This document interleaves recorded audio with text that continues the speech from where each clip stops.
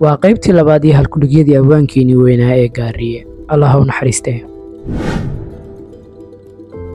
qoryahow hubsima la'aanta, qoryahow hawaawi dhacaaga, qoryahow hinaasalaboodku, tugtu waa waxaan la hagaasay. malabsade ha dhaco, xalaal maal ha jiro, dadku waa masee ha murbaxo caqligu. gefkana bashar baad u tahe, haddaad ka garowdo khalad gob bay tahay caadadeed. waxaan godobtiisu hadhin gar aad looduu og yahay ninkaaga masuugay gole. haddaan guga kuu kordhaa gabo mooyee ku tarin, garaad iyo waaye arag ileen wax ma dhaantid geed. rag uu ka dhexeeya geel hadduu kala geeyo damac, waxaa isu geysa dane allow garansii nin moog. galool muray oo farcamay dhudda goonyaha ku fiday, hadday kala gaar yihiin guntay ka midaysan yihiin. haddaad goro diidan tahay ku koob dirirtaada garas, haniicin gobolkuu ka yimi haggii jin xadhka ah ha jarin, haggiin waxa laysku yahay.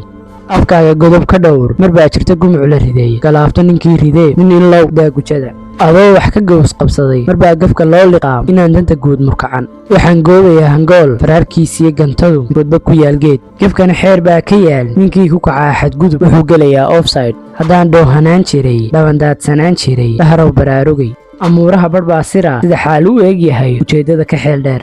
ninka buurta roobku helay kunteeda ka heesayow figeedaa nolol habboon. afku nolosha waa u tiir la'aantiis tuur iyo dulux lagama waayeen. tayamay lahaateen dhaqan lama talaaleen, qaran lama tusmaysteen. nin kastaa ha tookhee far baa lagu tanaaday.